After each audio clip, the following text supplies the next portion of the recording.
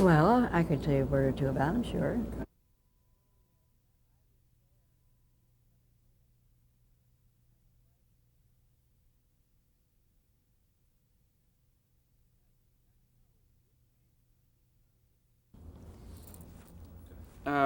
We were just talking about Peyton's. It's Peyton Place or Peyton's Place? Peyton Place. Peyton Place. It's the name of a town. It was on the air for 1964 to 1969, and we were just talking about how this show was unique for several reasons. One of which it was in a prime time slot. But tell me other reasons why it was so unique. Well, it was considered scandalous at the time. There had never been any really R-rated things on television. And although nothing much happened on screen, it was known from the very beginning that Mia Farrow was the illegitimate daughter of, and I know her so well too, gee whiz. She won an Oscar for Inherited the Wind. Dorothy. I know her. Malone, Dorothy Malone. Sorry. Dorothy, when you dig these up out of the past and they don't come up easily sometimes. And the father was there and part of the town, the whole town knew it. It was never any secret, but he never married the woman. And the girl was, was on her own, and that was the Mia Farrow part. And she at that time was, a very young, sweet thing, and she had the long hair down to her shoulders and bangs. And she was fussing about, she wanted to get rid of her Alice in Wonderland look. At the time she was dating Frank Sinatra all the time. And she said, it's embarrassing. And they said, well, you can put your hair up on your top of your head, it's okay. Anyway, she'd been fussing about that for a long, long time. And it came to the time when Frank was going to have his 50th birthday. And of course there was a lot of publicity about that. All of the talk about who was going to be there. It was going to be a grand big party at the Beverly Wilshire Hotel. And she assumed, of course, she would be invited to the party. She was going with him all the time. But he waited till the last minute. He had a small dinner party for her the night before the big party. And in her squab, in the stuffing, was a diamond bracelet. And then he broke it to her that she was not going to be invited to the party because he says it's an Italian affair. All the family's going to be there, so I have to bring my ex-wife, Nancy. And she, of course, was very upset and very angry and very hurt. So the next day, on the set, she's in her dressing room, and she borrows some scissors from the hairdresser, and all alone in her dressing room, she just starts chopping her hair off every which way, just out of anger and anger. Well, I don't know whether she knew that or not, but that's what they did to the French girls who became prostitutes for the Nazis. They did that, they cut their hair off all wild and marched them through the streets for shame. I don't know if she knew that or not, but I know that that's what she was feeling like, that here she was his whatever, and so she couldn't go to a party where his father and mother were, or his grandmother and grandfather. And of course, when they saw it, I mean, they practically had heart failure. But they did a very smart thing. They immediately shouted it all up, gave her that boyish bob, and it became a big thing. They turned it into a plus instead of a minus. And I never heard anybody say why they thought she did it outside of just anger, just out of pique. But that's what it was. Amazing. Well, other people in the cast were Ryan O'Neal. Oh yes, and he was he was something else. He was a very busy young man with all the ladies, and he was having an affair with Barbara Parkins, who was a very beautiful young girl on the show, but he would snoop around other people and really embarrass her. Now, one thing they always say, don't do it in the office. Well, don't get involved on a thing. When a movie set, it's all right because it goes a while, then it's over. But when you have to be in the makeup apartment at dawn every morning and run into the man you had a fight with last night, it's not so much fun. And she got really upset with that. And I got upset with him because one of my last scenes in the show was very good. I was on the witness stand, and I was giving testimony about something that was going to, well, it was very important, and I had a hysterical scene.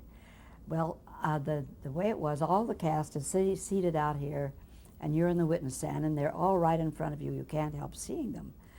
And all movie people do this. They kid around, they make faces, they do this, they don't pay any attention.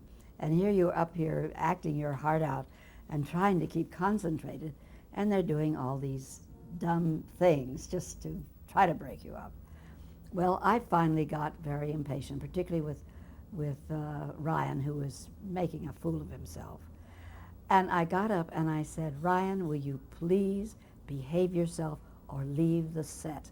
I'm trying to work here. And of course everybody say, oh my God, how could you do that? Then Ryan O'Neal, he's the star. Well, I got a little teed off, I really did. It's not fair, you know that, when you can't help but face out because you're facing the people that are talking to you. Well, we had little trailers by the curbside that we'd go out, and I went out in that to get ready to go to lunch, and I heard him talking to some people right outside of my little door, and they said, what's eating her? He says, oh, she's got a crush on me, and I just won't give her a break. She was just jealous, that's all. I opened that door, and I looked him in the eye, and I said, I didn't even say anything. I just looked at him, and he did blush and walk away. But that was the kind of person he was.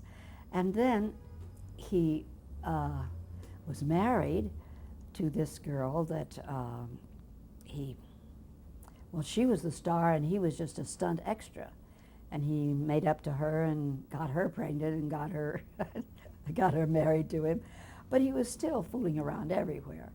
And then a new girl came on the set, a lovely girl from Michigan, and her father and mother were there. She was very naive. And when we shoot at night, you go into your own dressing room if you want to, and they're like apartments, Well, he got her in there, and the first night she's on the set, he gets her pregnant, for God's sakes. Can you imagine that? And she has to leave the show, and it was a mess. He was a real mess. And then he would bring his little daughter to the parties, and she's like 2 or 3 years old, a sweet thing.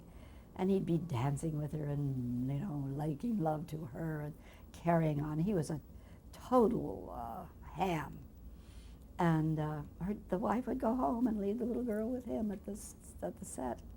But he was determined that was his child. He was just mad about her. And I was so amazed that he could stay married as long as he did to, one of the Charlie's Angels. But she finally got tired of him. I guess he started beating her up, and that was enough. Not a nice man. He's an attractive actor, but so in love with himself that it was pitiful. Well, some of the other actors I just want to mention, Gina Rowlands was on that show, Ruby Dee, Lee Grant. Lee was wonderful on the show. Good cast, yeah. And you also were nominated for an Emmy Award for that role, correct? Yes, I was. That was nice, huh? It was wonderful, and I was so upset by that because it was supposed to be a continuing role, and that's what it was. I mean, it was it's like a nighttime soap is what they used to call it. And Agnes Moorehead won it for, the telephone call, which was a one-shot thing. It shouldn't have been in that category. And all the way up there to accept it, she kept saying, I don't deserve it, it's not mine. I wanted to say, well, sit down, I'll take it. She certainly deserved an Emmy, but not in that category. I don't know why they made that mistake. But they did. anyway. You and Alex Moorhead seem to kind of parallel lives. Yes, we have. And she was very unhappy that I got the role that I got in Citizen Kane. She thought that was her role, should be. But Orson, no, she was wonderful as his mother. She was great, but he didn't think she was quite the great lady that he wanted. Well, after Peyton Place, you left and starred in 2 motion pictures: The Ride Beyond Vengeance and The Great Bank Robbery. Any words on that? Oh yes, it was funny that here most people come to Hollywood, they do westerns first, and I had spent my whole career there and was about ready to go back to New York when I get this thing to be in a western, which was just fun. And I still get residuals from that, which is one of the few things that you do. But Zero Mostel was wonderful to work with. I've always said I may not have been the biggest star, but I worked with the biggest stars, with Orson and Zero, and not big in girth, but big in talent was Disney. And Jackie Gleason, I did a play with him. So I just love the kind of comedy that Zero does. I'm a real sucker for wit, and intelligent wit particularly. And I was so excited, they said, we're going to go to Sonoma. And I thought, oh, how wonderful. But it wasn't Sonoma, Mexico, it was Sonoma, California. And we went up there, and we were there about a month shooting all the outdoor things. The ending of the show was with a balloon, a hot air balloon, that they escaped by a balloon. It was the great bank robbery, not the great train robbery. And I was the kind of fussy matron of the church. That wasn't a very big part, but I did it with wardrobe.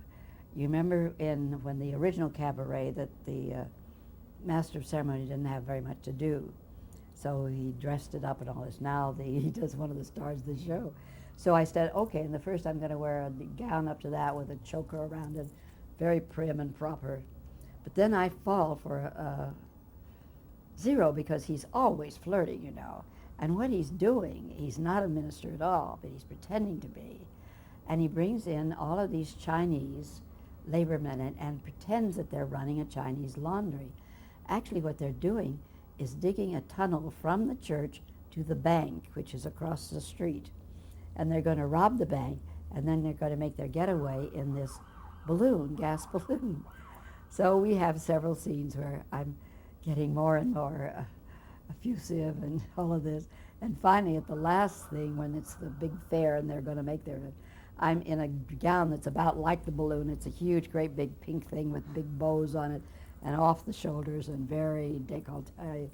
And that's the way I'm really throwing myself at him. I'm begging him to take me with him, and I get in a buggy and chase the balloon across the fields, trying to get him to stop and take me with him.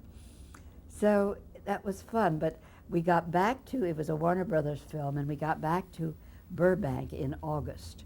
Now, you try to match a sky in the mountains in Northern California and the sky in all of the dismal smog in Burbank. Every day we'd get all dressed, all made up, and the head of photography would get his thing out, look at the sky, and he'd say, go sit down. Well, we'd spent days and days and weeks doing that where we wouldn't get a single shot. And I couldn't imagine everybody was still so cheerful. It had to have been mafia money, I guess, because everybody was cheerful. The producers were cheerful, everyone. But of course it was very hard on the actors, because you got all done up and then you just sit around all day, which isn't very much fun. But at least it was fun to sit with Zero. And they deliberately cast Sam Jaffe in it because they were great buddies. And they would do vaudeville routines. They would talk about old times. It was fascinating just to listen to them. And of course, the food that they serve on the sets, particularly when they're outdoor sets, isn't very good. And so I started bringing food to the set. I'd ask them what they wanted and how they wanted it. and then we'd have our own little picnic, which was fun and wonderful. And he loved that. And then when I invited them out to my house for dinner, that's when I had moved into this little cottage in Topanga Canyon. Topanga Canyon. And Zero started laughing. He said, I can't believe it. This house isn't big enough to hold your wardrobe. Well, it was a tiny little cottage. In fact, when the Royal Shakespeare people came to Los Angeles and they did a show, I invited one of the people home to my house. And he said, my God, this is exactly like my cottage in Stratford-on-Avon. It was exactly like it. He said, it's exactly the same. And I know the doorknob was a glass doorknob that was about 200 years old, they said. So I've had a rich life. I've had it from one way up to one way down. And then one day we had a flood there in the canyon. There was a stream that went down through there to the sea. And there had been a bridge that was washed out some years before, so it was a dead end. But I came home and there was 2 feet of water through my whole house, which got me back into my other house. I decided I could afford it again because I did the Mostel picture, you see. Well, then soon after that, then you moved back to New York. New York, and yes. You told us earlier about having lunch with Rosemary Prince, and how you came to know about a show called All My Children. I was actually a house guest of hers. We had become very good friends through our All My Children. And she said, well, you'll never believe it. I swore I'd never do another soap. But they kept making me offers I couldn't refuse, giving me a limousine and my own hairdresser and all kinds of things. So I finally said, okay, I'll do it for 6 months for an outrageous fee. I won't stay with it, but I'll be on the air to get it going, because she was by far the most famous. Susan Lucci is nothing compared to what Rosemary Prince was in those days.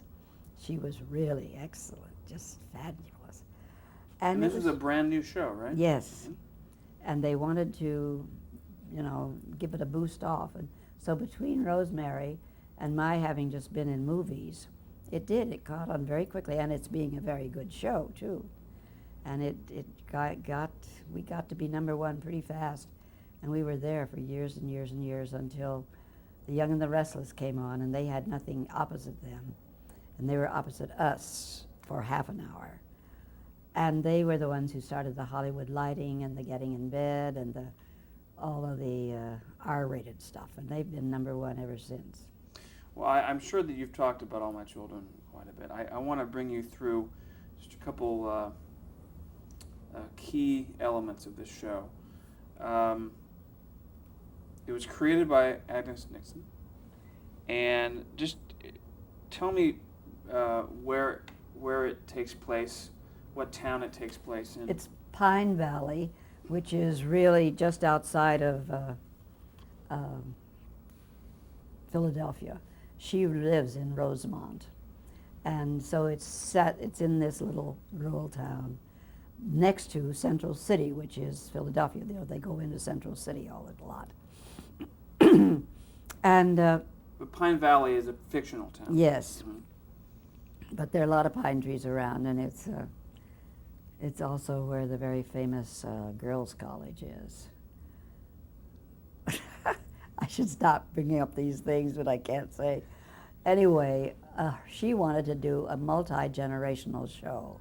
This was in the 60s, and she saw what was happening with the young people being alienated from their families, and anyway, the nuclear family became very important. You were supposed to move as far away as you could from your parents because you didn't want grandparents and in-laws around all the time.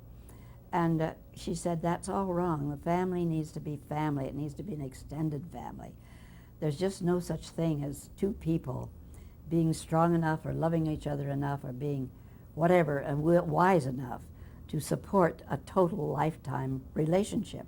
You need these other people, even aunts and uncles and cousins and people that there's a fabric to your life. And she saw this was disappearing, so she wrote this play, this show, to be a multi-generational family. So there was always a grandmother and parents and then children, and then they became grandchildren and even a great-grandchildren. And that was her whole intent, and also that there was a community life. When she was writing it, to begin with, everybody on the show interacted with every other person in the show. It was like living in a small town would be. And some of those towns outside, suburban towns, are like that until they get to be too big. But everybody knew everybody, and everybody, they may not be the best of friends, but they interacted with each other. And that's what was so fascinating. No other show ever did that to the degree that Agnes was able to do it. And was that clear in the first script? The pilot? Must have been. I wasn't in the pilot. Well, the first script was very emblematic. We were seated, we were standing on tall things and making pronouncements and things like that. But the most things she said, always remember, rich or poor, weak or strong, you are all God's children. That's what she wanted it to. That's why it's called All My Children. That we cannot be racist, we cannot be prejudiced, we cannot be holier than thou or better than thou. We're all of us, no matter what our station is, we are all God's children, and we need to remember that. She's a very spiritual woman, Agnes is. She's a very good Catholic. And everybody was amazed when she had the long storyline about abortion. But anytime she does something, she does it thoroughly. And she did the story with Susan, who of course was very young and very immature. And she had her want to get an abortion because otherwise she'd have to give up her career as a model. She'd gotten this job with the store, and they didn't want her if she was going to be pregnant. And that's why she got an abortion. And of course it broke up her marriage, and it was bad in a lot of ways. But then you'd hear children talking about it. They say, well, she wasn't grown up herself. She wasn't old enough to have a baby. She wouldn't know how to take care of a baby, so maybe it was better that way. But everybody in the show had their own opinion, so that she reflected all the different opinions around in the country. And she does that. She's very famous for whenever she has a problem, she researches it thoroughly. And she will have the people, if you go to see a counselor, it's a real counselor. If you go to see a psychiatrist, it's a real one. And every bit of information and advice that is given is real. And she has the real people doing it. Well, All My Children had many firsts. You had mentioned the abortion storyline, which was the first for a soap opera character to go through.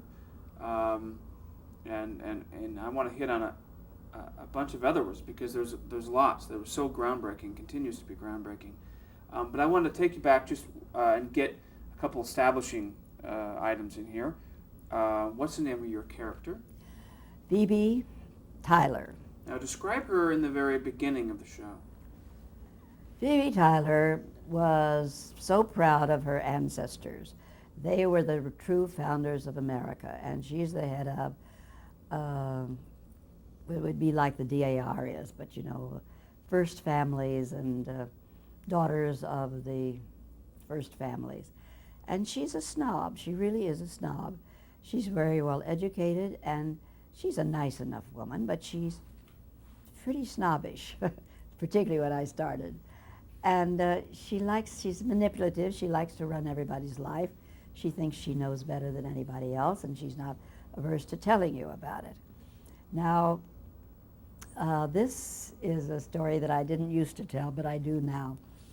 I asked Agnes for the part, and she said, would you really leave the Pacific Ocean? Would you leave Malibu?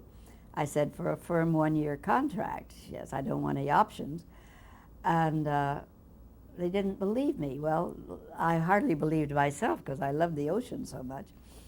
But I got here, and I had been working very hard on civil rights and on the peace movement and all kinds of the women's movement, everything to do with activism. Now here I am going back here and playing this very establishment role, and I thought, oh, my friends are going to think she's really sold out, which is a stupid thing to think. You play a part, you sign on, you're going to do that part. But I decided what I'd do, I'd make her sort of Billy Burkish, kind of a featherhead, you know. And I'd never change a line. I'd do all the things, but I would stir the martinis gently so as not to bruise the gin and things of that nature. And about 2 months into the thing, the director invited me out to dinner, and I thought, well, I guess I'm doing okay. And we had a wonderful French dinner with 6 courses and a wine with every course. And finally, at about 11:30, he said, I have to tell you that Agnes is very worried about you, and if you don't stop being funny, she's going to fire you. Well, that got my attention. I said, what do you mean? He said, well, you don't seem to understand. Every role has its own personal part to play, but then you're a cog in the wheel that has to keep the story going. Now, your cog is that you're supposed to make people afraid, and they can't be afraid of you when you're so funny and so amusing. And I said, well, I'm playing restoration comedy, which is what I was doing, very mannered, but, you know, kind of off the cuff, as it were. And he said, you know, they're supposed to be afraid when they hear your name mentioned, but when you walk into the room, they soil their underwear. I said, that's graphic enough, I get it. And then she became very nasty, very mean, and very tough, and people would shake their fist at me and really gross, and they say, you were terrible today, you were awful, and I loved it. And then I found out that, you know, we all like to be loved, and that's a problem. It's a trap for actors and actresses. We want to be loved, but sometimes you get more attention if they love to hate you. So I became the woman they loved to hate. And after a while, the humor came back because it was based on the real character, not on my trying to change my role. And I learned, don't ever try to do that. Be faithful to what the author wants. Of course, I didn't really know all she wanted. I wasn't told all of that. If I'd been told that to begin with, I never would have tried to do the other thing. So play your part and play it on the level, and they'll like you, whether it's even hating you that they like to like. How long did you take to evolve into the character? I mean, to Well, find your way through that? Like that. Like that. I was playing games there for a while, but once that got in my ear, it didn't take me any time at all, because I can play nasty and difficult and hard and kind of boneheaded, which she was.